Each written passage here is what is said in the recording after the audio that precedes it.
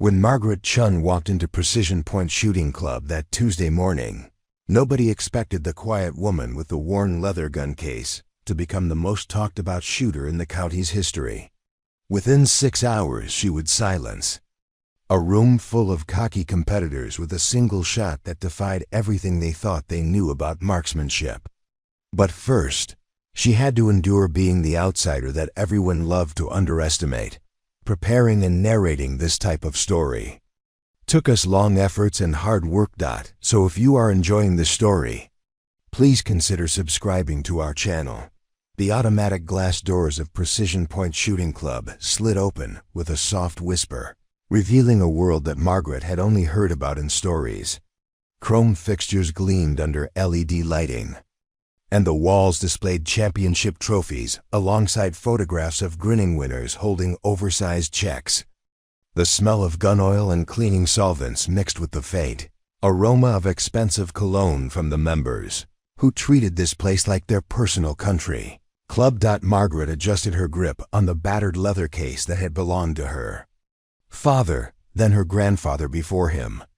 The brass corners were green with age, and the stitching had been repaired more times than she could count. It looked ancient compared to the sleek aluminum and carbon fiber cases that lined the nearby gun rack, each one worth more than her monthly rent at the small apartment she'd been calling home since returning from overseas. The morning sun streamed through floor-to-ceiling windows, illuminating the main lounge where clusters of shooters gathered around high-top tables, their voices carrying the confident tone of people who'd never doubted their place in the world. Margaret's worn jeans and plain gray hoodie stood out starkly against the sea of branded shooting gear, tactical vests, and custom-embroidered polo shirts that seemed to be the unofficial uniform of this establishment. She approached the front desk where a blonde woman with perfectly manicured nails was typing rapidly on a tablet. The nameplate read Ashley Member Services, and her smile was practiced and professional until she looked up and saw Margaret standing there with her weathered case. "Can I help you?" Ashley asked, her tone subtly shifting to the voice people used when they assumed you might be lost. "I'd like to purchase a day pass and lane time," Margaret replied, pulling out her wallet. The bills inside were crisp and clean, saved carefully over the past 3 months specifically for this moment. Ashley's eyes darted to the gun case, then back to Margaret's face. "Are you sure you're in the right place? This is a competitive precision shooting facility. We have specific safety requirements and skill standards." Margaret had heard variations of this question more times than she cared to count. During her 12 years in the Army, she'd been the quiet one who didn't fit the stereotype of what a soldier should look like. Too small, too calm, too thoughtful. The same qualities that had made her an exceptional marksman in combat zones had somehow made her invisible in peacetime. "I understand the requirements," Margaret said evenly. "I have my licenses and certifications with me." Ashley processed the paperwork with obvious reluctance, explaining rules that Margaret already knew by heart. No rapid fire, no drawing from holsters, eye and ear protection mandatory at all times. The day pass cost $60, more than Margaret spent on groceries in a week, but she handed over the bills without hesitation. The shooting range itself was a marvel of modern engineering. 25 lanes stretched out under perfect lighting, each equipped with electronic target systems that could be controlled from individual stations. Digital displays showed real-time scoring, group measurements, and shot patterns with scientific precision. Margaret had learned to shoot on a dirt range behind her grandfather's farm, where the targets were paper plates stapled to old fence posts, and the only feedback came from walking downrange to check your holes. Lane assignments were handled through a computerized system that tracked member preferences and skill levels. Margaret found herself assigned to lane 23, tucked away in the corner where the lighting was slightly dimmer and the electronic target system had a small crack in the display screen. It was clearly the lane they gave to day pass visitors and anyone else they didn't expect to impress. As she unpacked her equipment, Margaret became aware of the conversations happening around her.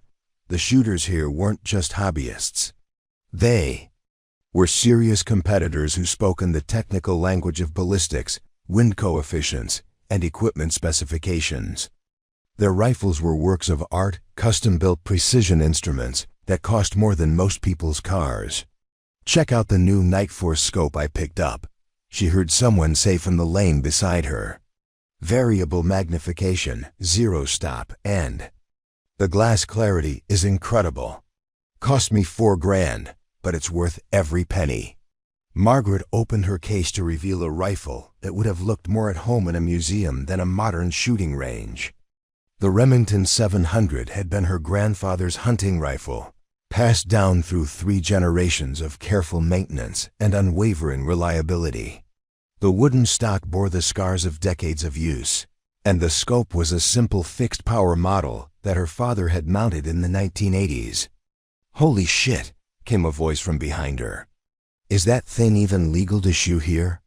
Margaret turned to see a man in his 30s wearing a polo shirt with patches from various shooting competitions. His name tag read, "Brad Range Safety Officer," and his expression suggested he'd discovered something unpleasant on the bottom of his shoe. "The rifle is in perfect working condition," Margaret said, running her hand along the familiar stock. "I maintain it myself."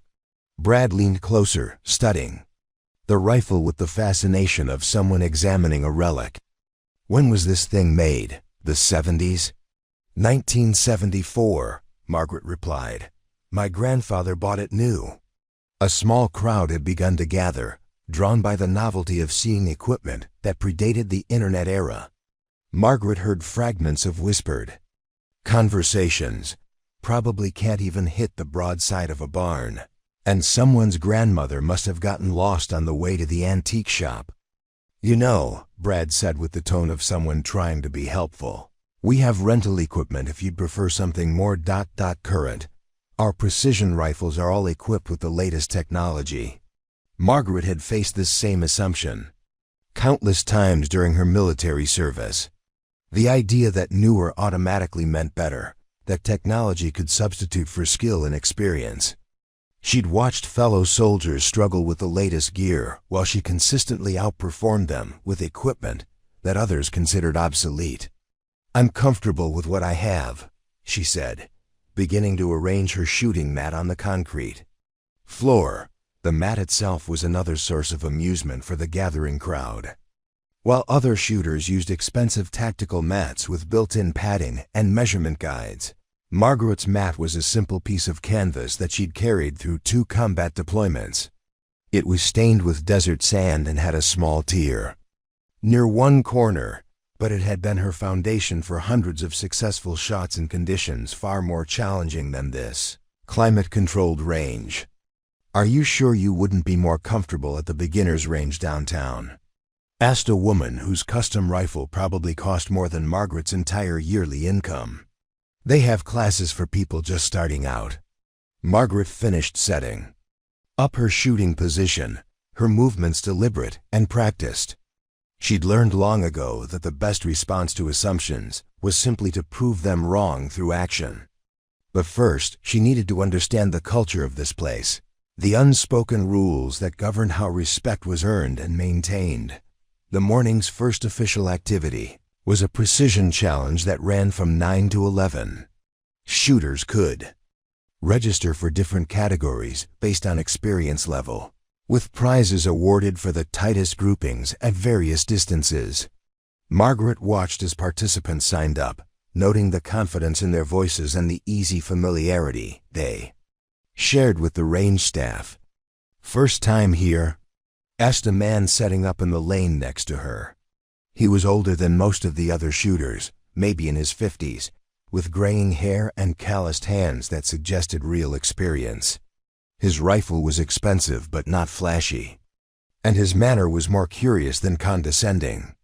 "Yes," Margaret replied, adjusting her scope settings. "Just moved to the area." "I'm Pete," he said, extending his hand. "Been shooting here for about 3 years. Good group of people, mostly. Some of them take themselves a bit too seriously, but the competition keeps everyone sharp. Margaret shook his hand, noting the firm grip and the genuine warmth in his eyes. Margaret, and yes, I can see that. That's a classic rifle you've got there, Pete said, nodding toward her Remington. My father had one just like it. Probably still more accurate than half the equipment in here, if it's been properly maintained. It was the first positive comment Margaret had heard since entering the building, and she felt some of the tension in her shoulders ease. It's been in my family for 50 years, still shoots true. Pete smiled. The best ones always do. Mind if I ask what kind of shooting you've done before? Margaret hesitated, unsure how much to reveal about her military service. She'd learned that mentioning her background often led to either dismissive comments about military marksmanship being different from real precision shooting, or uncomfortable questions about combat that she preferred not to answer. Some competitive shooting, she said finally. Nothing too formal.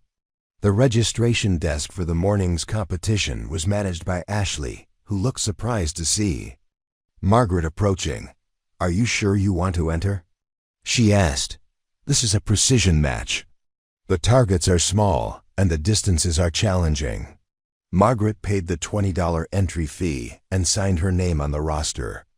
Around her, she could hear the subtle shift in conversation as word spread that the woman with the antique rifle was actually planning to compete against shooters with decades of experience and equipment worth tens of thousands of dollars. The format was straightforward. 5 shots at 100 yards, 5 at 200, and 5 at 300. Scoring was based on group size, with electronic measurement accurate to thousandths of an inch. The current range record was held by a man named Derek Sullivan, whose custom rifle and hand-loaded ammunition had produced a combined group measurement that had stood unbeaten for 2 years. As Margaret returned to her lane to prepare for the competition, she overheard a conversation between 2 shooters at the coffee station. $20 says she doesn't hit the paper at 300 yards, one said. That's not fair, replied the other. I'll take the bet, but only if she makes it through the first string without asking for help. Margaret smiled to herself as she began her pre-shooting routine. The same routine she'd followed in the mountains of Afghanistan, where missing the target wasn't embarrassing, it was potentially fatal. She checked her scope settings, verified her shooting position, and began the mental preparation that had once made her one of the most reliable marksmen in her unit. The competition was about to begin, and Margaret Chen was ready to show these weekend warriors what precision really meant. The first shooter to register his opinion was Marcus Webb, a man whose custom shooting jacket bore enough sponsor patches to rival a NASCAR driver. He'd been state champion twice and never let anyone forget it, especially newcomers who might threaten his position as the range's unofficial alpha male. Marcus had noticed Margaret's setup from across the firing line, and his commentary carried easily through the morning air. Well, would you look at that, Marcus announced to his usual circle of admirers. Someone brought their grandfather's deer rifle to a precision match. Should we tell her this isn't a historical reenactment? His followers laughed on cue, a sound that echoed through the range with practiced timing. These were men who'd built their identities around their equipment and their scores, who measured their worth in thousandths of an inch and treated every newcomer as a potential threat to their carefully constructed hierarchy. Margaret continued her preparations, running a clean patch through her barrel with the methodical precision of someone who'd learned that proper maintenance was the difference between life and death. The ritual was calming, familiar, a connection to thousands of hours spent caring for this same rifle in conditions these men could never imagine. Hey, Annie Oakley, called out Derek Sullivan, the range record holder whose ego was as precisely engineered as his rifle. You sure that antique can handle modern ammunition? Might want to have someone check the headspace before you blow your face off. Derek's concern was delivered with the false sincerity of someone who enjoyed watching others fail. His custom rifle sat on a $50 bipod, the kind of equipment that Margaret's entire setup couldn't afford. Everything about his shooting station screamed money and status, from the digital wind meters to the ballistic calculator that cost more than most people's monthly mortgage. "Maybe she's here for the vintage exhibition," suggested Tommy Rodriguez, a newer club member who was still trying to establish his place in the pecking order. "I heard they're doing a black powder demonstration next month." The joke wasn't particularly clever, but it served its purpose. Laughter rippled through the group, bonding them together in their shared superiority while clearly marking Margaret as the outsider. She'd seen this dynamic before, in military units where new soldiers were tested and found wanting, where belonging had to be earned through a combination of skill and social acceptance. Brad, the range safety officer, approached Margaret's lane with the officious air of someone exercising what little authority he possessed. His clipboard was loaded with forms and regulations, and his expression suggested he'd found a violation that needed immediate attention. "Ma'am, I need to inspect your equipment before the competition begins," he said, his voice carrying just loud enough for nearby shooters to hear. "Range policy requires all firearms to meet certain safety standards." Margaret stepped aside, allowing Brad to examine her rifle. He handled it like a relic, checking the action and peering down the barrel with exaggerated care. The inspection was clearly for show, a public demonstration that the range took safety seriously, especially when dealing with equipment that didn't match their modern standards. "This scope looks pretty old," Brad announced, tapping the tube with his pen. "When was the last time it was properly zeroed?" "Yesterday," Margaret replied quietly. "At my previous range." "Previous range?" Marcus Webb perked up at this information. "Where was that? The local farm supply store?" More laughter, but Margaret remained focused on Brad's inspection. She'd learned during her military service that responding to every provocation was a waste of energy. Better to let her shooting speak for itself, assuming she'd be given the chance to prove her worth. "The tracking seems loose," Brad continued, though Margaret knew he was making assumptions rather than conducting a genuine inspection. "And this mount looks like it's been repaired. Are you sure it's holding zero?" "I'm sure," Margaret said, accepting the rifle bat from his hand's dot as Brad moved on to the next lane. Margaret caught fragments of conversation that revealed the social dynamics at work.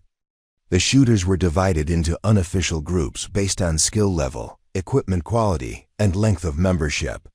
At the top were the champions like Marcus and Derek, men who'd earned their status through years of competition and generous spending on equipment. Below them were the serious hobbyists who aspired to championship level, but lacked either the skill or the resources to break through. At the bottom were the casual shooters, weekend warriors who provided audience and validation. For the elite, Margaret's arrival had disrupted this carefully balanced ecosystem. She didn't fit into any of the established categories, and her presence seemed to challenge the fundamental assumptions about what it took to succeed in precision shooting. The expensive equipment, the technical knowledge, the social connections, all of it seemed irrelevant when confronted with someone who'd brought a 50-year-old rifle to compete against the best they had to offer. "I heard she's military," whispered Sandra Martinez, one of the few women in the club and someone who'd fought her own battles for acceptance. Or was anyway. "Army, I think." "That explains the attitude," Derek replied dismissively. "Military shooting is totally different from precision work. They train for volume, not accuracy, spray and pray." Margaret's jaw tightened at the comment. She'd heard variations of this criticism throughout her career, usually from people who'd never faced the pressure of a real combat situation. The military did emphasize rapid engagement, but that didn't mean they sacrificed precision.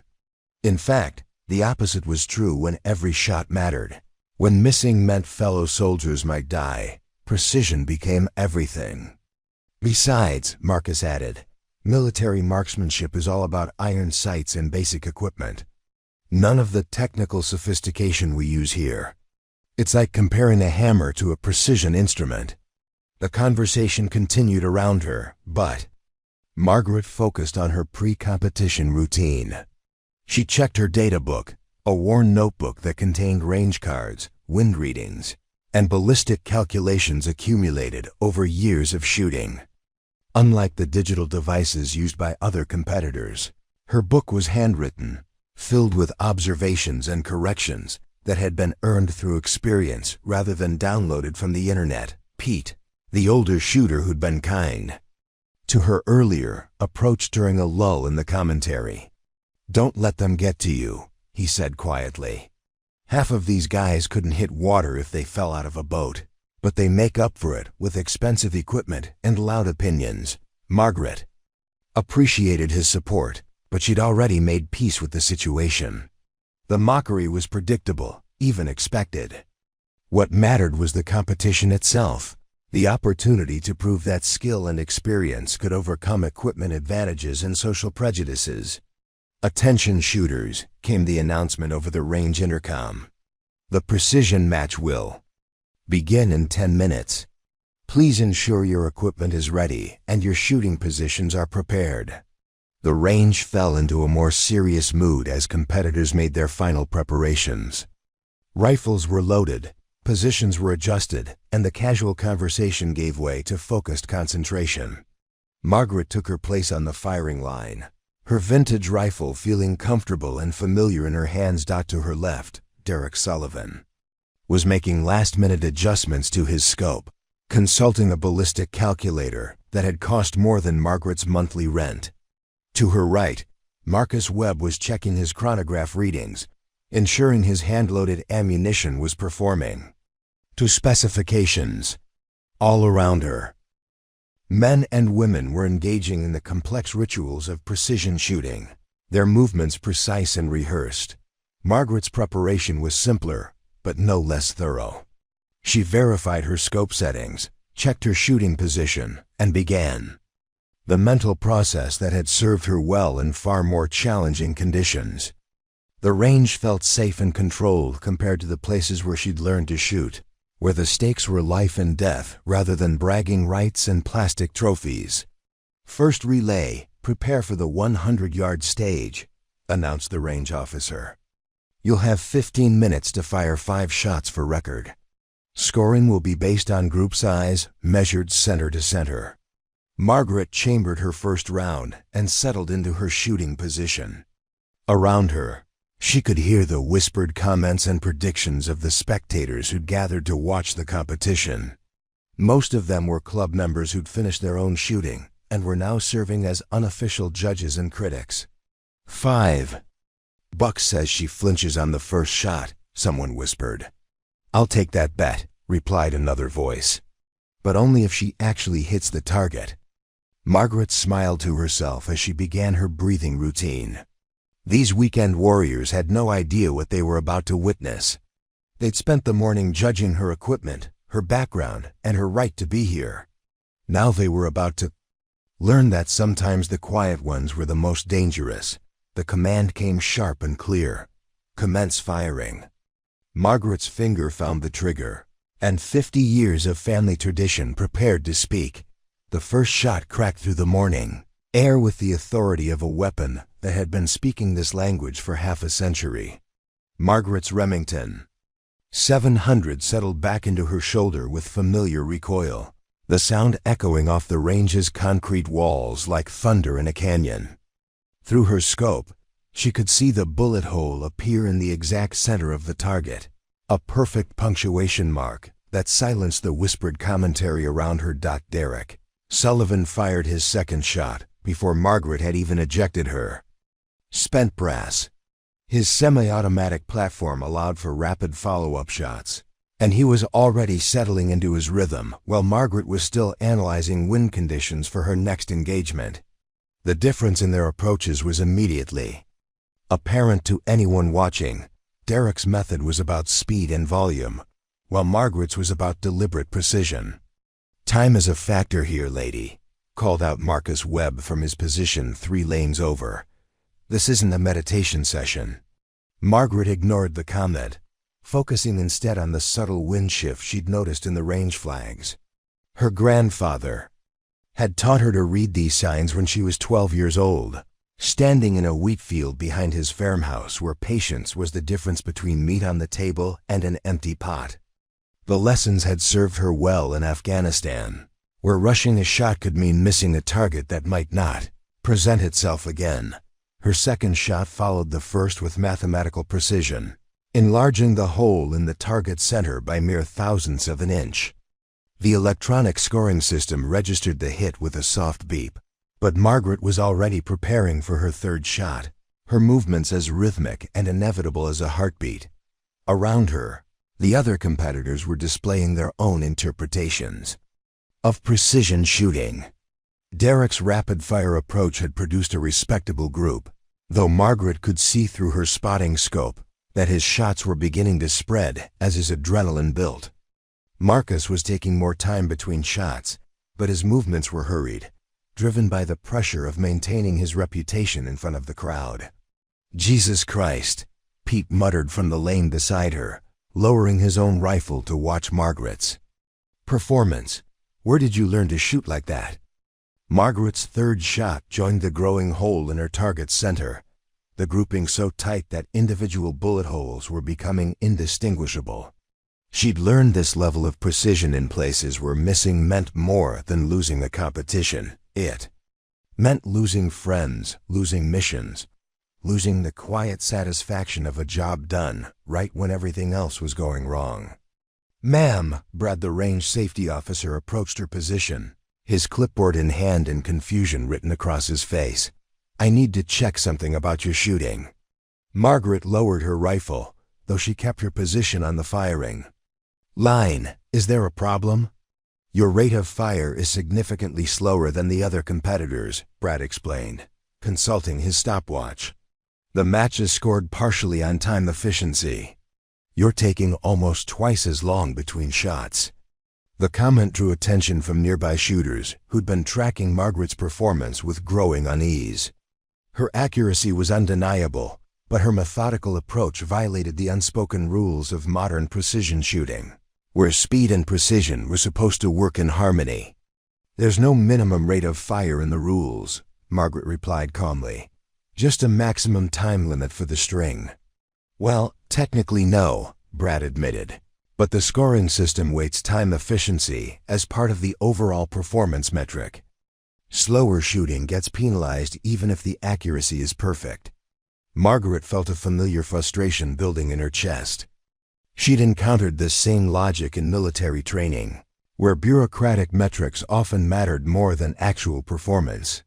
The system had decided that fast shooting was inherently better than careful shooting, regardless of the final results. "So, perfect accuracy counts for less than shooting quickly?" she asked. "It's about combat effectiveness," Derek interjected, having finished his own string. "In a real situation, you don't have time to line up perfect shots. You need to engage targets rapidly and effectively." The irony wasn't lost on Margaret. Derek Sullivan, who'd never faced combat, was lecturing her about combat effectiveness while she'd spent years in actual firefights where every shot had real consequences. But she'd learned not to argue with people who confused theory with experience. Teacher learned not to argue with people who confused theory with people who confused theory with experience. Fourth shot continued the pattern, drilling through the same hole that was now growing into a single ragged opening in the target's center. The electronic measuring system was having difficulty separating individual impacts, registering the group as smaller than some of the equipment's measurement capabilities. "That's got to be under half an inch," someone whispered from the observation area. "Doesn't matter if she can't shoot fast enough," Marcus replied, though his voice carried less conviction than his words. "Real precision shooting requires speed management." Margaret's fifth and final shot completed her string, the bullet, joining its predecessors in a group that would have been remarkable under any circumstances. Through her spotting scope, she could see that all 5 shots had impacted within a circle smaller than a dime, The kind of precision that required not just skill, but an understanding of ballistics that came from years of careful practice. "Cease fire," announced the range officer. "First string complete. Scoring will be available in 5 minutes." The electronic measuring system worked quickly, laser scanning each target and calculating group sizes with digital precision. Margaret watched the numbers appear on the display board, her heart sinking as she saw the results. Her group size was the smallest on the board by a significant margin, 0.347 inches center to center, a measurement that would have been impressive at any competition. But her time score was the worst, penalized heavily for her methodical approach. The combined scoring system had weighted time efficiency at 40% of the total score, dropping her to 7th place despite having the best accuracy. Derek Sullivan's name appeared at the top of the leaderboard, his faster shooting and acceptable accuracy earning him the highest combined score. Marcus Webb was second, his reputation intact despite shooting a group twice the size of Margaret's. "Well," Derek announced loudly enough for everyone to hear, "I guess that settles the speed versus accuracy debate. This is modern precision shooting, not target practice at summer camp."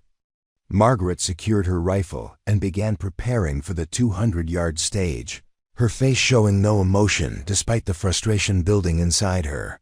She'd shot better than anyone on the range, but the system had decided that her approach was wrong, that the qualities that had made her successful in actual combat were somehow deficient in this climate-controlled environment.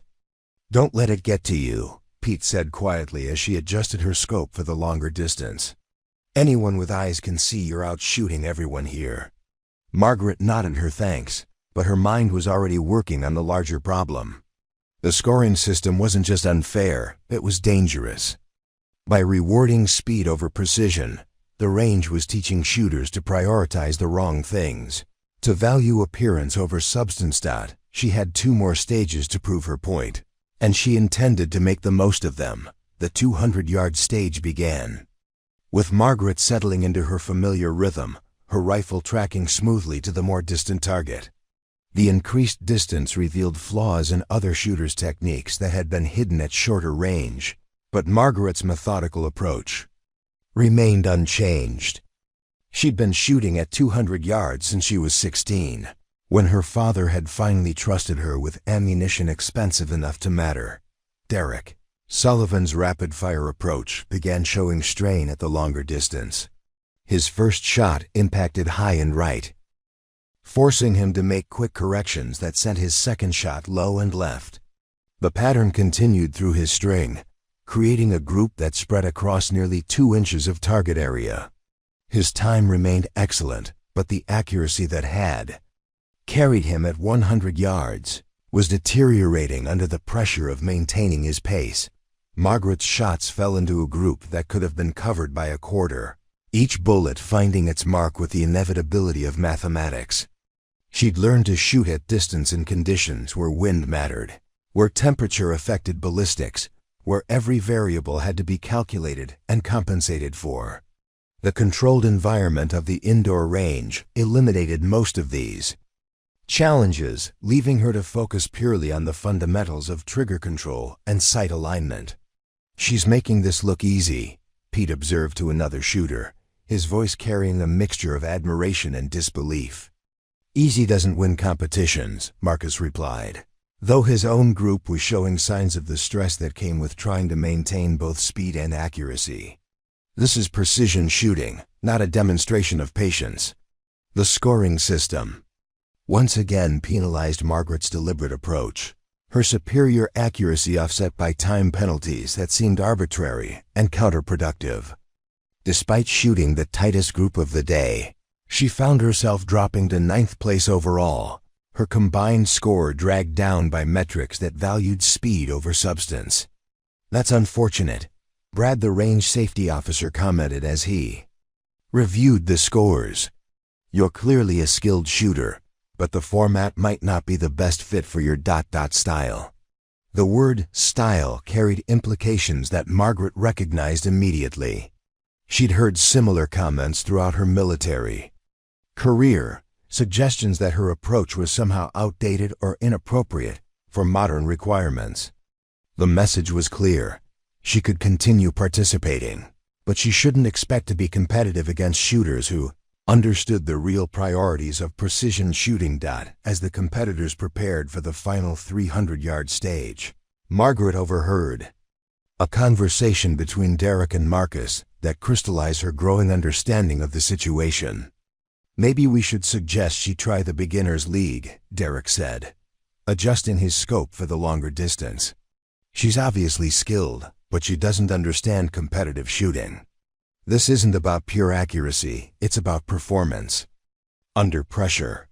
The scoring system is designed to reward combat-relevant skills," Marcus agreed. "Real shooting situations don't allow for deliberate aimed fire.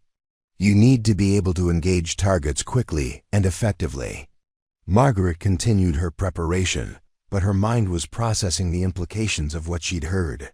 These men were discussing combat effectiveness based on their interpretation of range competitions, creating training standards that might actually be counterproductive in real situations. The scoring system wasn't just unfair, it was teaching dangerous habits. The 300-yard stage proved to be the breaking point for several competitors. The increased distance amplified every flaw in technique, every compromise made in the name of speed. Derek's rapid-fire approach produced a group that spread across nearly 4 inches, while Marcus struggled with a rifle that seemed to shoot differently at longer range than it had at shorter distances. Margaret's group at 300 yards was actually tighter than her 200-yard performance, the longer distance allowing her to fully utilize skills that had been developed in environments where precision at distance was the difference between success and failure. Her 5 shots impacted within a circle smaller than a nickel, a display of marksmanship that would have been remarkable under any circumstances. But the scoring system remained unchanged, penalizing her methodical approach and rewarding competitors whose accuracy had deteriorated significantly at the longer distance. Her final standing was 12th place overall, dead last among the competitors who'd completed all 3 stages. "Well," Derek announced as the final scores were posted, "that's what happens when you bring museum pieces to a modern competition. Different tools for different jobs." The comment drew knowing laughter from the group, but Margaret detected something else in their voices, a relief that the scoring system had confirmed their preconceptions about equipment and technique. They'd been worried, she realized, that her performance might force them to reconsider their assumptions about what constituted effective shooting. "Maybe the Historical Accuracy League would be a better fit," suggested Sandra Martinez, her tone attempting kindness while delivering dismissal. "They have competition specifically for vintage equipment." Margaret packed her equipment with the same methodical care she'd shown throughout the competition. The leather case closed with a solid click, and she slung her shooting mat over her shoulder with movements that spoke of long practice and quiet dignity. She'd been dismissed, relegated to the category of interesting but irrelevant, a curiosity rather than a competitor. As she walked toward the exit, Margaret noticed something that the other shooters had missed. Posted on the bulletin board near the front desk was an announcement about an upcoming law enforcement training seminar, featuring realistic scenario-based shooting that would test officers' ability to make precise shots under stress. The flyer emphasized that participants would be evaluated on their ability to engage threats accurately while minimizing risk to bystanders. The seminar was being held the following weekend, and registration was open to qualified civilian shooters who could demonstrate appropriate skill levels. Margaret studied the requirements, noting that the emphasis was on precision under pressure rather than speed for its own sake. The scenarios would involve unknown distances, multiple targets, and situations where a missed shot could have serious consequences. She approached the front desk where Ashley was processing paperwork from the day's competition. "I'd like to register for the law enforcement seminar," Margaret said. Placing the registration form on the counter, Ashley looked up with surprise. "Are you sure? That's a pretty advanced program. Very different from today's competition. Margaret smiled for the first time all day. I think I can handle it. The law enforcement seminar registration process required documentation that Margaret retrieved from a filing cabinet in her small apartment, papers that most civilian shooters would never possess. Her military records, advanced marksmanship, certifications, and instructor qualifications painted a picture of experience that went far beyond weekend competitions. As she compiled the required documents, Margaret began researching the seminar's background and the organization hosting it. The Tactical Response Institute had been conducting law enforcement training for over a decade, and their website contained detailed after-action reports from previous seminars. Margaret spent hours reading through incident analyses, case studies, and statistical breakdowns of officer-involved shootings. What she discovered painted a disturbing picture of the gap between range performance and real-world effectiveness. According to the Institute's data, officers trained in rapid-fire techniques were significantly more likely to miss their intended targets in actual confrontations. The statistics showed that 67% of shots fired by law enforcement in urban environments missed their intended targets, with many of those misses occurring at distances under 20 yards. The report cited speed-induced accuracy degradation as a primary contributing factor.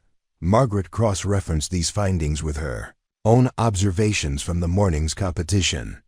Derek Sullivan and Marcus Webb, the top performers in the rapid-fire format, had both shown significant accuracy.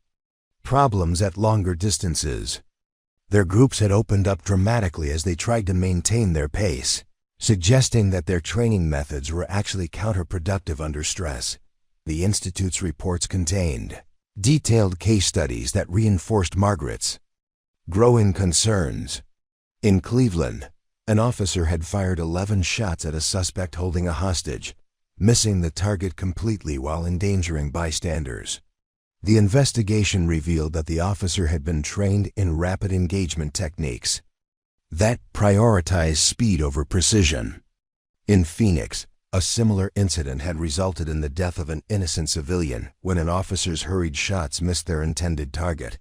Margaret found herself making notes in the margins of the reports, observations that connected the Institute's findings to her own experiences. She'd seen the same problems in military training, where soldiers were taught to engage targets quickly without sufficient emphasis on shot placement. The difference was that military engagements typically occurred at longer distances with fewer civilian casualties, while law enforcement scenarios demanded surgical precision in crowded environments. The seminar's curriculum revealed another layer of the problem. Participants would be evaluated on their ability to make precise shots under time pressure, but the scenarios were designed to reward accuracy over speed.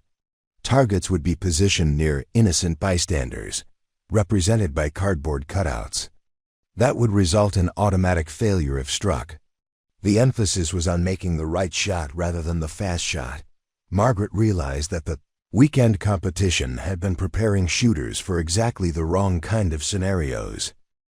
The scoring system that rewarded rapid engagement would actually be dangerous in real-world situations where precision mattered more than speed.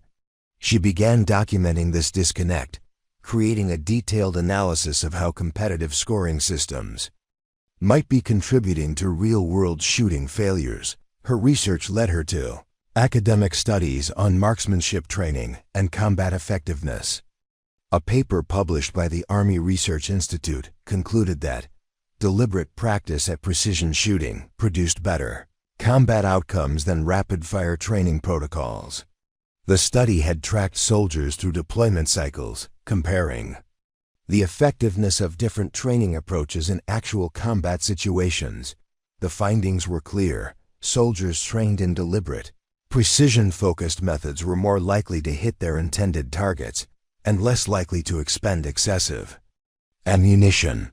They were also more likely to make appropriate decisions about when to shoot and when to hold fire. The study recommended a shift away from rapid-fire training in favor of programs that emphasized accuracy and decision-making under pressure. Margaret began collecting similar studies from law enforcement journals, medical research on stress response, and motor skills, and historical analyses of marksmanship training. The evidence was overwhelming. The current emphasis on speed was not only ineffective, but potentially dangerous. She compiled her findings into a comprehensive report that documented the gap between competition performance and real-world effectiveness. The more she researched, the more Margaret understood that the problem extended beyond a single shooting range. The entire culture of competitive precision shooting had evolved toward metrics that looked impressive but didn't translate to practical effectiveness. Shooters were being trained to perform well in artificial environments while developing habits that would fail them in real situations. Her analysis revealed specific patterns in the competition results that supported her concerns. The fastest shooters consistently showed the largest accuracy degradation at longer distances, while their groups opened up significantly under even minimal stress. The scoring system masked these problems by weighting time so heavily that accuracy became secondary. Margaret documented examples of how the current training methods were creating dangerous blind spots. Shooters were learning to prioritize rapid target acquisition over proper target identification. They were developing muscle memory for quick shots rather than precise shots. Most critically, they were learning to trust metrics that rewarded appearance over substance. She began reaching out to contacts from her military service, former instructors and fellow soldiers who had transitioned to law enforcement careers. Their responses confirmed her suspicions about the disconnect between training and reality. Several mentioned incidents where officers had struggled with precision shooting because their training had emphasized speed over accuracy. The law enforcement seminar represented an opportunity to test her theories under controlled conditions.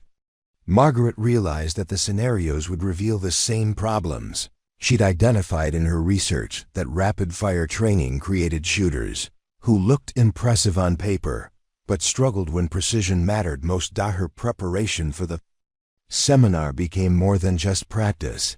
It became a chance to demonstrate an alternative approach to marksmanship training.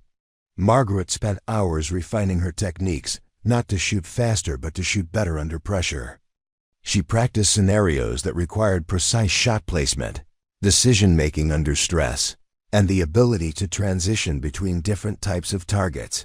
The weekend competition had dismissed her as outdated and irrelevant, but Margaret's research suggested that her methodical approach might be exactly what law enforcement needed.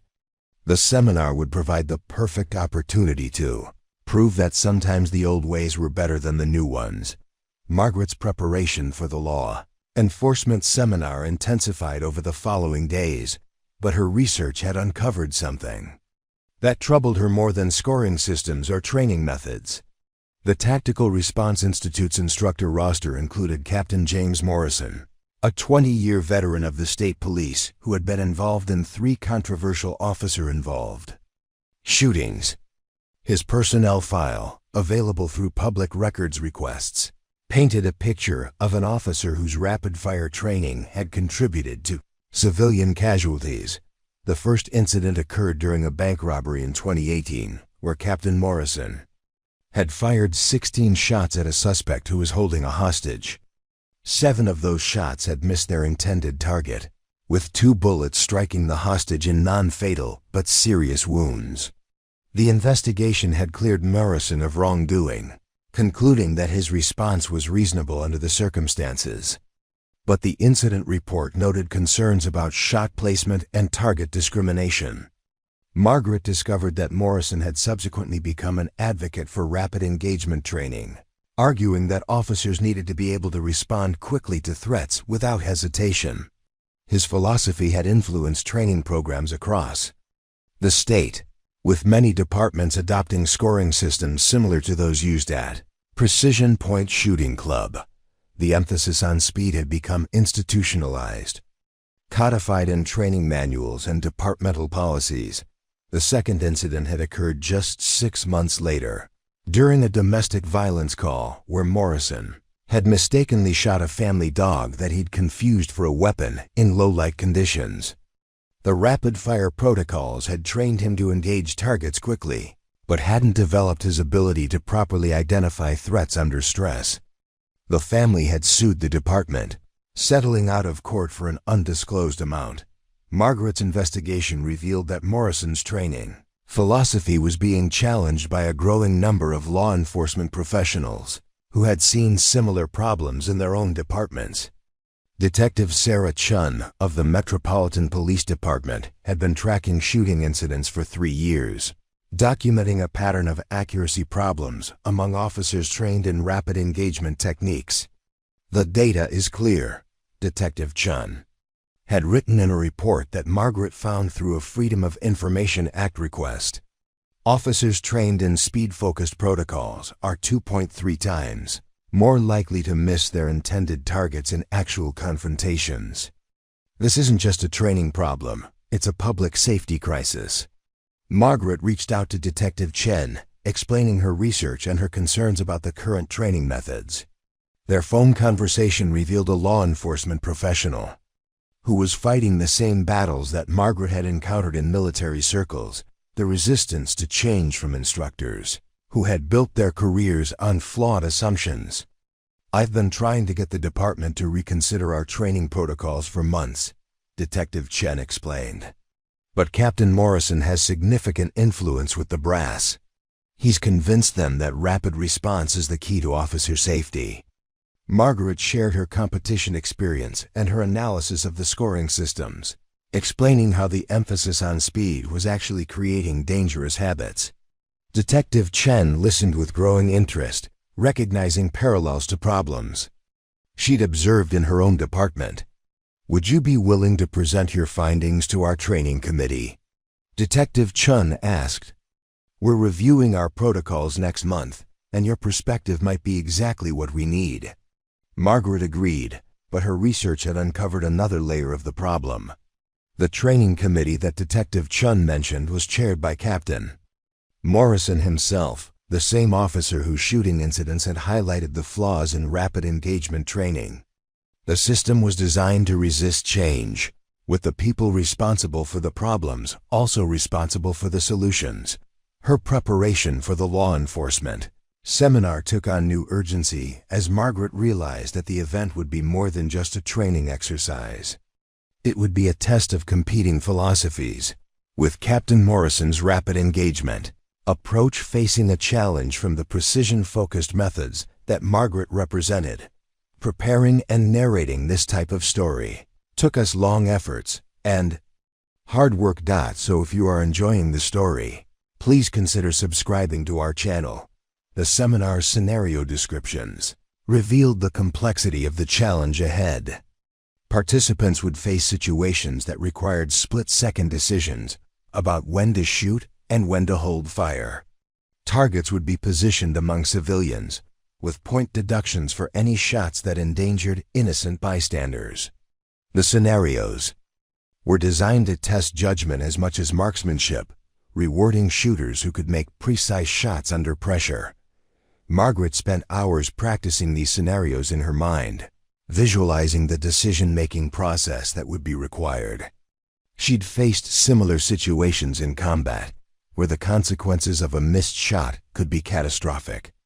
But she'd also seen military training evolve away from these same speed-focused methods, incorporating lessons learned from actual combat experience. The parallels between military and law enforcement training were becoming clear to Margaret. Both communities had initially embraced rapid-fire protocols because they looked impressive and seemed to address the need for quick response to threats. But both had also discovered that these methods created more problems than they solved, leading to friendly fire incidents and civilian casualties. Margaret's research had uncovered internal military documents that detailed the shift away from rapid engagement training following a series of incidents in Iraq and Afghanistan. The Army had quietly changed its marksmanship standards, emphasizing precision and decision-making over speed. The changes had been implemented gradually, without public acknowledgement that the previous methods had been flawed. The law enforcement community was facing the same crossroads, but the resistance to change was stronger because the flawed training methods had become institutionalized. Officers like Captain Morrison had built their careers on these protocols, and admitting that they were wrong would require acknowledging responsibility for the consequences. Margaret realized that the seminar would be more than just a competition between different shooting techniques. It would be a confrontation between two fundamentally different approaches to training and preparation. The outcome would determine whether law enforcement would continue down the path of rapid engagement, training, or embrace the precision-focused methods that had proven more effective in actual combat. Her preparation intensified as she understood the stakes involved. The seminar would provide the perfect opportunity to demonstrate that precision shooting wasn't just about accuracy, it was about saving lives, both those of officers and the civilians they were sworn to protect. The morning of the law enforcement seminar arrived with an unexpected complication. Margaret received a phone call at 6 a.m. from Ashley at Precision Point Shooting Club, her voice carrying an unusual tension that immediately put Margaret on alert. "I'm calling about your registration for today's seminar," Ashley said, her professional courtesy strained. "There's been a question raised about your qualifications." Margaret had been preparing her equipment when the call came, her rifle case open on the kitchen table and her documentation folder organized beside it. The same documents that had been accepted without question just days earlier were now apparently under scrutiny. "What kind of question?" Margaret asked, though she suspected she already knew the answer. Captain Morrison reviewed the participant roster and noticed some inconsistencies in your background verification. He's requested that you provide additional documentation before you can participate. The request was clearly designed to create obstacles, but Margaret had faced similar challenges throughout her military career. She'd learned to maintain comprehensive records specifically because her credentials were often questioned in ways that her male counterparts never experienced. "I have all the required documentation," Margaret replied. "What specific inconsistencies is he referring to?" Ashley's hesitation revealed the weakness of the challenge. "He's questioning whether your military experience is relevant to law enforcement scenarios. He's suggesting that combat marksmanship might not translate to civilian protection situations." Margaret felt a familiar frustration building, the same feeling she'd experienced when military instructors had questioned her abilities based on assumptions rather than evidence. Captain Morrison was using his authority to create barriers that didn't exist for other participants, leveraging his position to protect his training philosophy from challenge. "I'll be there at the scheduled time with all my documentation," Margaret said firmly. "If Captain Morrison has concerns, he can address them directly." The seminar venue was a private training facility 20 miles outside the city, designed to simulate real-world law enforcement scenarios. Margaret arrived to find a parking lot full of police vehicles and the distinctive cars of competitive shooters who had been invited to participate. The mixing of these two communities created an interesting dynamic, with uniformed officers clustering together while civilian shooters formed their own groups. Derek Sullivan and Marcus Webb were among the civilian participants, their presence clearly arranged by someone who wanted to ensure that the rapid-fire approach would be well represented. They greeted Margaret with the same condescending attitude she'd encountered at the shooting competition, though their behavior seemed more pointed in the presence of law enforcement professionals.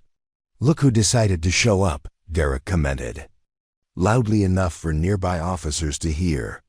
"Hope you brought something faster than that museum piece." Captain Morrison appeared before Margaret could respond, his presence immediately commanding attention from everyone in the vicinity. He was a tall man in his 50s, with the bearing of someone accustomed to being obeyed without question. His uniform was immaculate, and his expression suggested that he'd already formed opinions about Margaret's participation. "Ms. Chen," he sighed, deliberately omitting any reference to her military rank or experience. "I understand you've been asking questions about our training methods." Margaret recognized the challenge in his tone, the same dynamic she'd encountered with instructors who felt threatened by alternative approaches. "I've been researching the relationship between training methods and real-world effectiveness," she replied. "And what conclusions have you reached?" Morrison's question was delivered with the confidence of someone who believed his methods were beyond criticism. "That rapid-fire training may be creating accuracy problems that endanger both officers and civilians," Margaret said directly, refusing to soften her position despite the hostile audience. The statement drew immediate reaction from the assembled group. Several officers shifted uncomfortably, while the civilian shooters exchanged glances that ranged from amusement to concern. Detective Chen, who had driven down from the city to observe the seminar, moved closer to hear the conversation.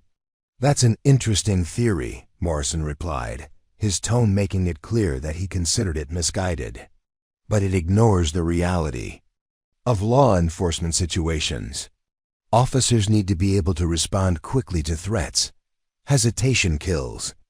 Margaret had prepared for this argument, knowing that Morrison would use the fear of officer casualties to justify his training methods.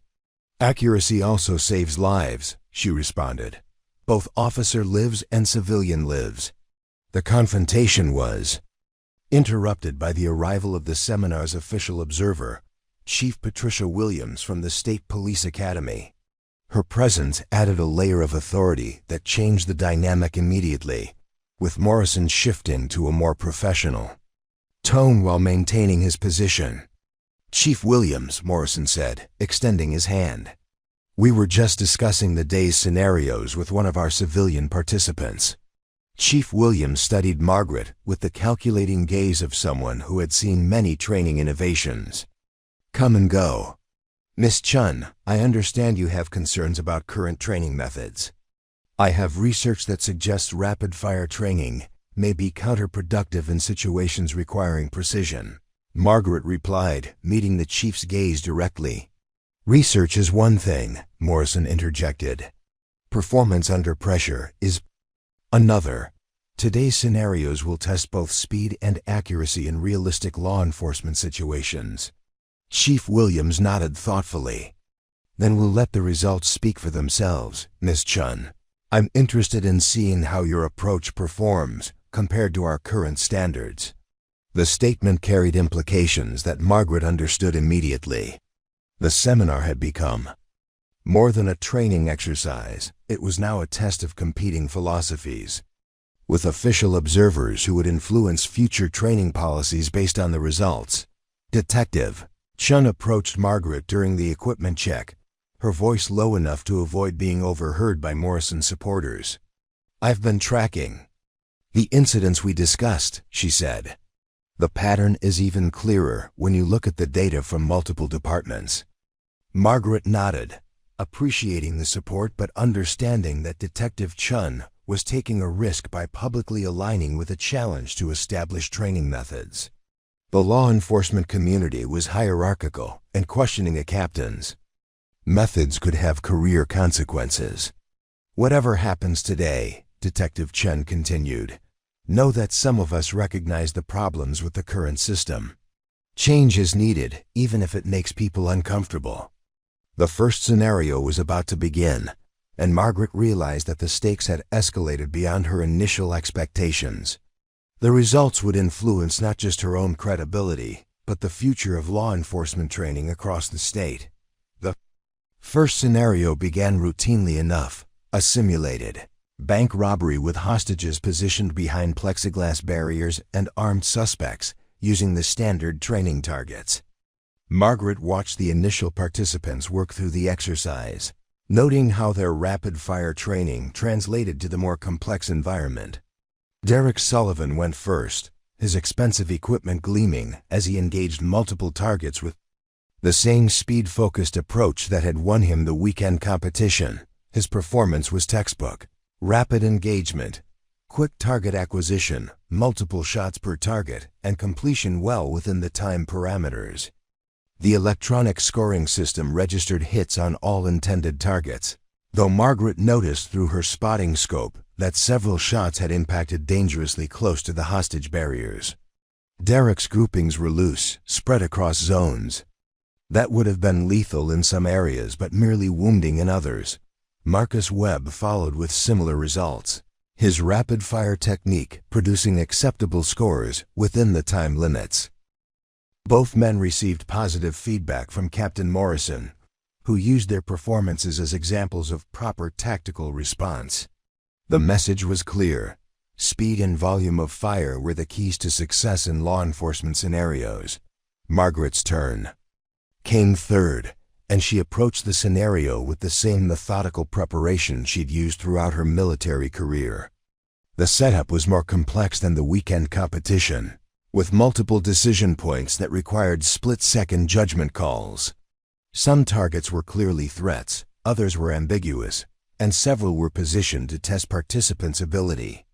To avoid civilian casualties, her first shot came after nearly 10 seconds of observation, an eternity by the standards of rapid-fire training. But the bullet found its mark with surgical precision, striking the primary threat in the exact center of the target's vital zone. The impact was devastating, a perfect hit that would have immediately neutralized the threat without risk to surrounding civilians. "That's too slow," Morrison called out from the observation area. In a real situation, that suspect would have killed the hostage while you were lining up your shot. Margaret continued her methodical approach, ignoring the commentary while she assessed the second target. This one required a more complex decision. The suspect was partially concealed behind a hostage, with only a small portion of his head visible. The rapid-fire approach would have required multiple shots in hopes of hitting the target, but Margaret's precision method demanded a single, perfectly placed shot. The bullet struck exactly where she'd intended, dropping the target instantly. The shot would have been impossible for someone trained in rapid engagement, requiring a level of precision that came only from years of careful practice. Margaret had made similar shots in combat, where the consequences of missing were measured in lives rather than points. The third scenario presented the day's first serious challenge. A domestic violence situation had escalated into a hostage crisis, with the suspect holding a knife to a victim's throat while positioning himself to use her as a human shield. The target was designed to test participants' ability to make precise shots under extreme pressure, with automatic failure for any impact that endangered the hostage. Derek attempted the scenario using his rapid-fire approach, engaging the target with multiple quick shots. His first shot missed entirely, striking the wall behind the suspect. His second shot hit the target, but in a non-vital area that would have allowed the suspect to continue threatening the hostage. His third shot struck dangerously close to the hostage figure, earning him an automatic failure and elimination from the exercise. Marcus Webb's attempt was even more problematic. His rapid-fire training had conditioned him to engage threats with volume rather than precision, and his shots spread across the target area in a pattern that would have endangered everyone in the vicinity. Two of his shots struck the hostage figure, resulting in immediate disqualification and a safety lecture from the range officers. Margaret approached the scenario with a different mindset entirely. She studied the target placement, calculated angles and distances, and identified the single point where a precise shot could neutralize the threat without endangering the hostage. The shot required threading a needle hitting a target area smaller than a playing card from 75 yards while avoiding the hostage position mere inches away. The shot took Margaret nearly 30 seconds to execute, a time frame that had Captain Morrison shaking his head in frustration. But when she finally pressed the trigger, the result was undeniable. The bullet struck the suspect target in the exact center of the available zone, a shot that would have instantly ended the threat while leaving the hostage completely unharmed. The silence that followed was broken by Chief Williams' voice from the observation area. "That was exceptional marksmanship," she said, her tone carrying newfound respect. How did you calculate that angle? Margaret explained her process, describing how she'd identified the precise point where the suspect's head was exposed without endangering the hostage. Her explanation revealed a level of tactical thinking that went beyond simple marksmanship, incorporating three-dimensional analysis and risk assessment that rapid-fire training couldn't develop. But in a real situation, Morrison interjected, you wouldn't have 30 seconds to line up that shot. The suspect could have killed the hostage while you were taking your time. The objection was interrupted by an alarm that began blaring throughout the facility. The seminar's final scenario was beginning, an unscripted exercise that would test participants' ability to respond to genuine surprises. Margaret didn't know it yet, but this scenario would provide the perfect opportunity to demonstrate that sometimes taking time to aim was the only way to save lives. The lights dimmed suddenly, and the sound of breaking glass echoed through the facility. Margaret's training kicked in immediately, her mind shifting to the combat mindset that had kept her alive through 2 deployments. Around her, she could hear the confusion and uncertainty of other participants who had never faced truly unpredictable situations. This was about to become the test that mattered most. The emergency lighting cast harsh shadows across the training facility as Margaret's ears picked up sounds that didn't belong in a controlled exercise. Real glass had shattered somewhere in the building, and the footsteps echoing through the corridors carried the urgency of genuine crisis rather than simulated scenarios. Her military training immediately categorized the sounds multiple individuals moving rapidly, radio chatter from actual law enforcement rather than training personnel, and the distinctive sound of someone in distress.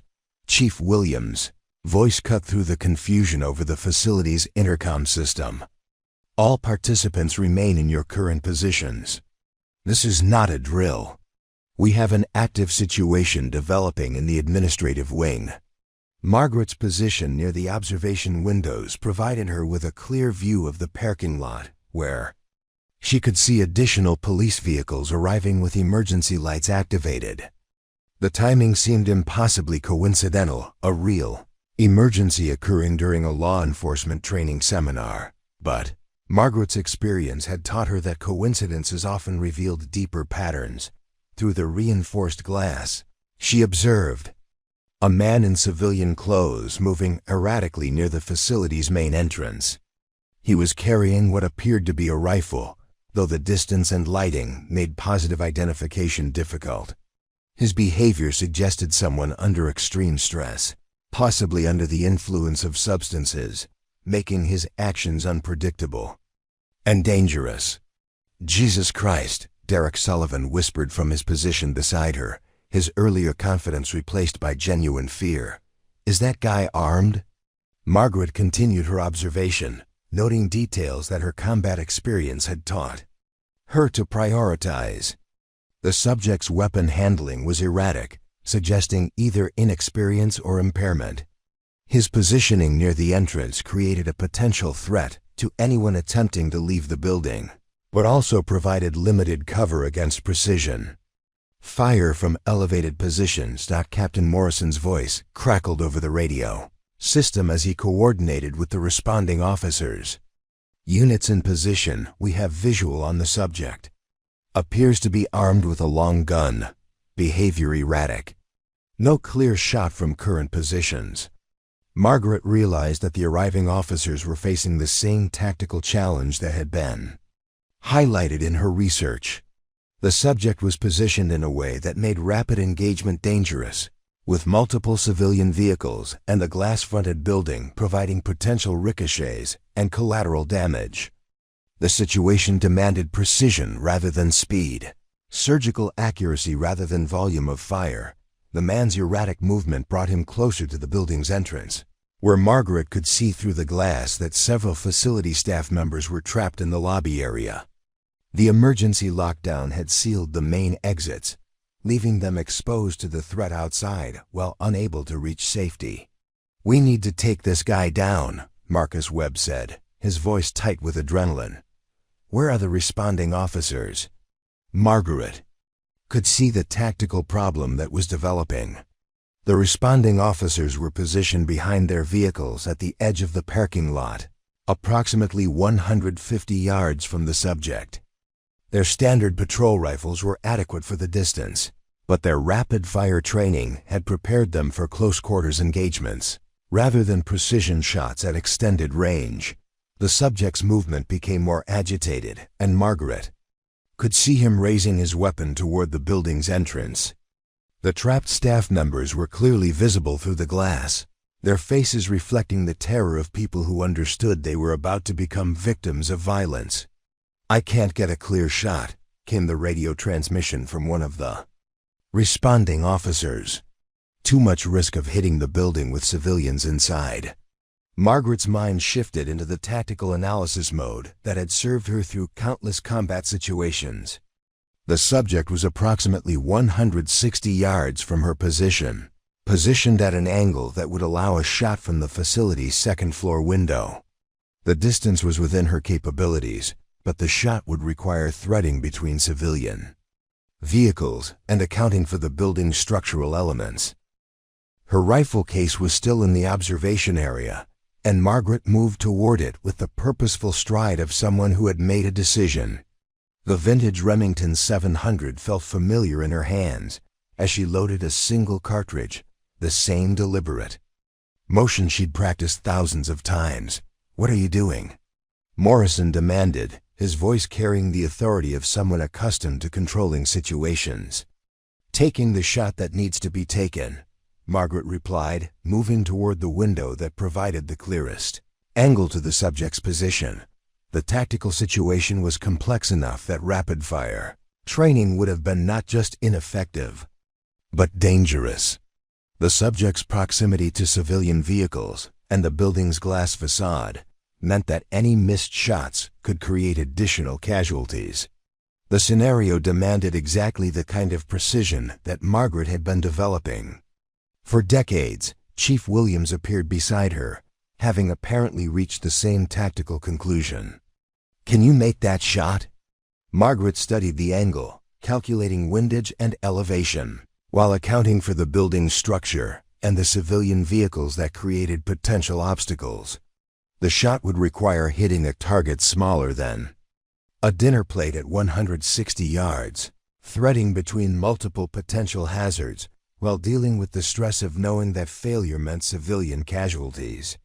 "Yes," Margaret said simply, settling into her shooting position with the same methodical approach that had been mocked during the weekend competition.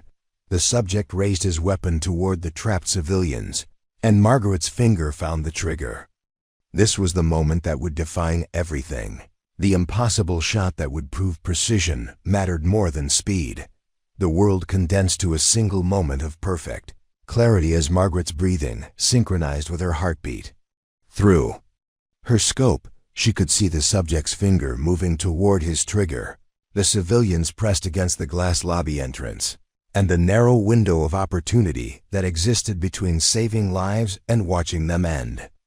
The distance was 163 yards according to her rangefinder, with a crosswind that would push the bullet approximately 2 inches at that range.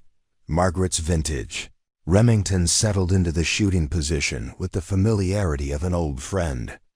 The wooden stock found its natural place against her shoulder, and her shooting hand wrapped around the grip with the muscle memory of decades. The scope's crosshairs aligned with mathematical precision, accounting for the bullet's trajectory, the wind's influence, and the target's subtle movements. The subject below was raising his weapon toward the trapped civilians, his movements becoming more agitated with each passing second. Margaret could see through the building's glass facade that at least 6 people were huddled in the lobby, their faces reflecting the terror of people who understood they were about to become victims. The counter responding officers were still positioned behind their vehicles, unable to get a clear shot without risking civilian casualties. Range is 163 yards, wind from the left at approximately 8 miles per hour, Margaret said quietly, her voice carrying the calm authority of someone who had made similar calculations under far worse conditions. Target is mobile, partially, concealed by vehicle structures. Chief Williams positioned herself beside Margaret, her experience allowing her to understand the complexity of the shot being attempted. "What's your assessment?" "Single shot, center mass, accounting for subject movement and environmental factors," Margaret replied, her eye never leaving the scope. "Miss probability is low, but any miss could endanger civilians or create ricochets." The statement carried implications that everyone in the room understood. Margaret wasn't just taking a difficult shot. She was betting lives on her ability to execute precision marksmanship under the most extreme pressure imaginable. The rapid-fire training that had been praised all morning was useless in this situation. Where only surgical accuracy could prevent a tragedy, Derek Sullivan moved closer to the window, his earlier confidence replaced by genuine concern. "Are you sure about this? Maybe we should wait for the tactical team." Margaret's finger found the trigger, her breathing slowing to match the rhythm she'd practiced thousands of times. "There's no time," she said, watching the subject's weapon continue its arc toward the building's entrance. The technical aspects of the shot were complex enough to challenge even experienced marksmen. The subject was positioned at an angle that required Margaret to thread her bullet between two civilian vehicles while accounting for the building's glass facade and the potential for ricochets. The target area was small, approximately the size of a dinner plate, and any shot that missed by more than 6 inches could create additional casualties. Captain Morrison stood behind Margaret, his radio crackling with updates from the officers. "In the parking lot. Sniper team is 10 minutes out," he announced. "Maybe we should wait for professional equipment." "Professional equipment won't make this shot," Margaret replied, her scope tracking the subject's movement with fluid precision. "This requires experience, not technology." The subject below suddenly stopped moving, his weapon now clearly aimed at the civilians in the lobby. Margaret could see his finger tightening on the trigger, and she knew that the window of opportunity was closing rapidly. The shot had to be taken now, or the people in the lobby would die while everyone watched. Margaret's trigger finger applied pressure with the same deliberate control she'd used to save lives in Afghanistan. The rifle's action was smooth and familiar, the trigger breaking cleanly at exactly the point where Margaret had trained it to break. The shot's report echoed through the facility like thunder, followed immediately by the distinctive sound of a bullet striking its target. Through her scope, Margaret watched the subject collapse immediately, his weapon falling harmlessly to the asphalt. The shot had struck exactly where she'd intended center mass, with enough energy to neutralize the threat instantly while avoiding any risk to the civilians in the lobby. The bullet's placement was perfect, demonstrating the kind of precision that rapid-fire training could never achieve. The silence that followed was broken by Chief Williams' voice on the radio. "Threat neutralized. Subject is down. All units move in for medical and scene security." Margaret lowered her rifle, her hand steady despite the adrenaline that was beginning to course through her system. Around her, the training facility erupted in a mixture of relief and amazement as everyone processed what had just happened. The quiet woman with the vintage rifle had just accomplished something that the rapid-fire specialists couldn't have attempted. Detective Chen was the first to speak, her voice carrying a mixture of respect and vindication. "That was an impossible shot under any circumstances. How did you calculate the angle with all those obstacles?" Margaret began the process of securing her rifle, her movements as methodical as always. "The same way I've been calculating shots for 20 years, she replied. "By taking the time to do it right." The statement carried implications that resonated throughout the room.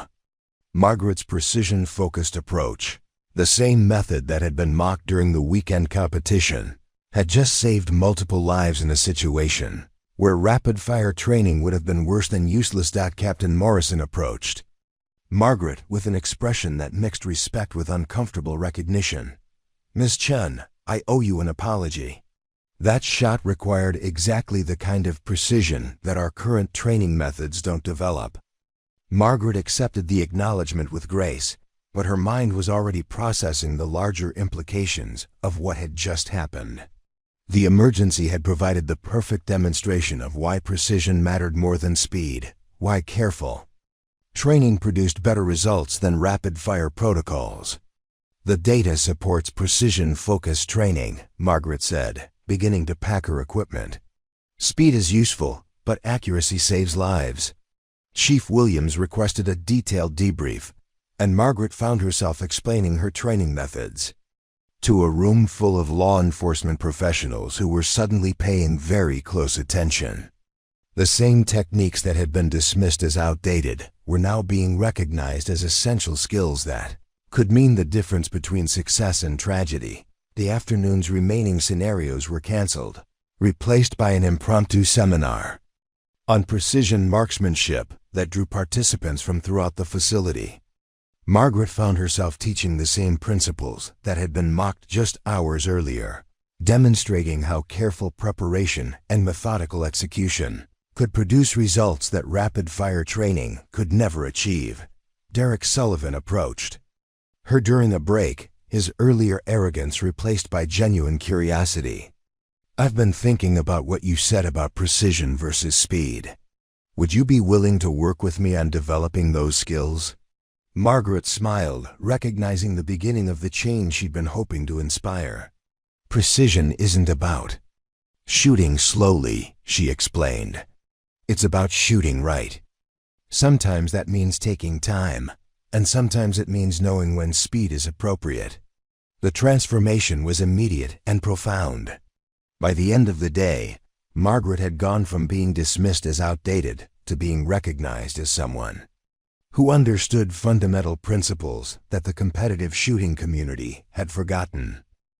Her approach wasn't just different, it was better, proven under the most extreme conditions imaginable. As the seminar concluded and participants began to leave, Margaret reflected on the day's events. The impossible shot had accomplished more than saving lives. It had challenged an entire training philosophy and demonstrated that sometimes the qualities that seemed like weaknesses were actually the greatest strengths of all. The quiet woman with the vintage rifle had spoken, and everyone was finally listening. 6 months after the incident at the Tactical Response Institute, Margaret Chen stood before a packed auditorium at the State Police Academy, delivering the keynote address at the annual Law Enforcement Training Conference. The same woman who had been dismissed as too slow, too outdated, and too precise was now recognized as a leading authority on tactical marksmanship and decision-making under pressure. The transformation had been swift and comprehensive.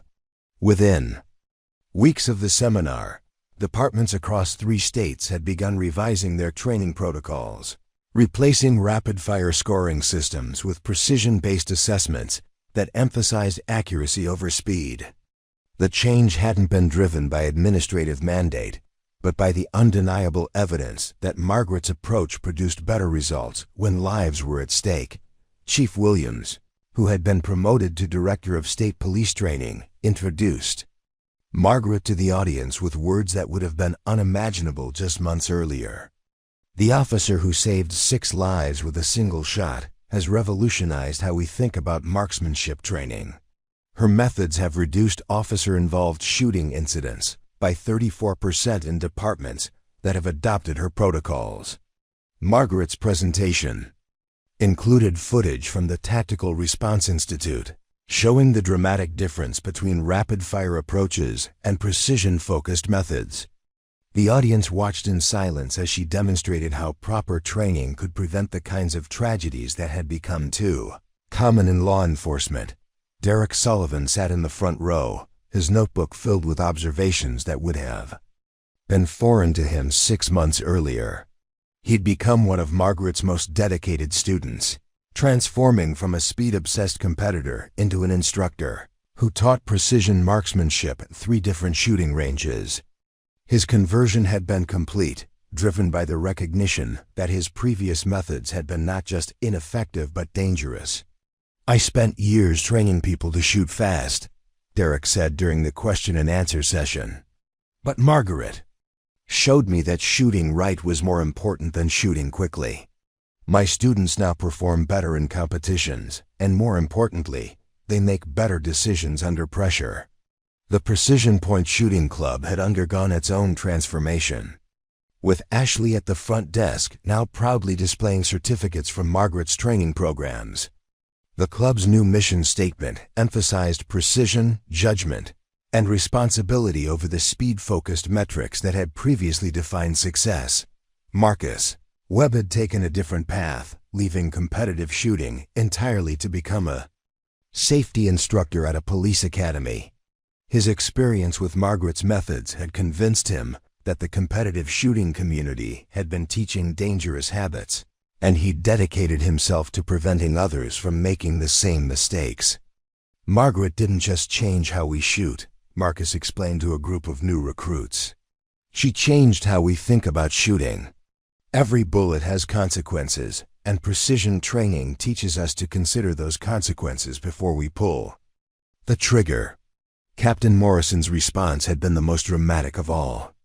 The shooting incident that had ended the tactical seminar had forced him to confront the limitations of his training philosophy, leading to a complete revision of his department's protocols. He'd become an advocate for precision-focused training, using his influence to promote Margaret's methods throughout the law enforcement community. I was wrong, Morrison admitted during a panel discussion. I thought speed was the key to officer safety, but Margaret proved that accuracy is what really saves lives. Our new training emphasizes decision-making and precision, and the results speak for themselves. Detective Chen had been promoted to head of training for the Metropolitan Police Department, where she'd implemented Margaret's protocols as the standard for all officers. The statistical improvements were remarkable. Shooting incidents were down, accuracy rates were up, and civilian casualties had decreased by over 40%. Pete, the older shooter who had been kind to Margaret from the beginning, had become her business partner in a consulting firm that specialized in precision marksmanship training. Their client list included law enforcement agencies, military units, and civilian shooting organizations that had recognized the value of Margaret's approach. Margaret saw something the rest of us missed, Pete reflected. She understood that precision isn't about being slow, it's about being right when it matters most. That's a lesson that applies to everything, not just shooting. The consulting firm had expanded beyond marksmanship to include decision-making training, stress management, and tactical analysis. Margaret's military experience and her understanding of performance under pressure had created a comprehensive approach to training that was being adopted by organizations around the world. Margaret's final slide showed a simple message that had become the foundation of her teaching. Precision saves lives. Speed impresses observers. Choose accordingly. The applause that followed was sustained and genuine, reflecting the respect that Margaret had earned through her willingness to challenge established methods and prove that better approaches were possible. She'd transformed from an outsider who didn't fit the system to a leader who had changed the system itself. As the conference ended, Margaret reflected on the journey that had brought her to this point. The mockery she'd endured at the shooting range had been painful, but it had also been necessary.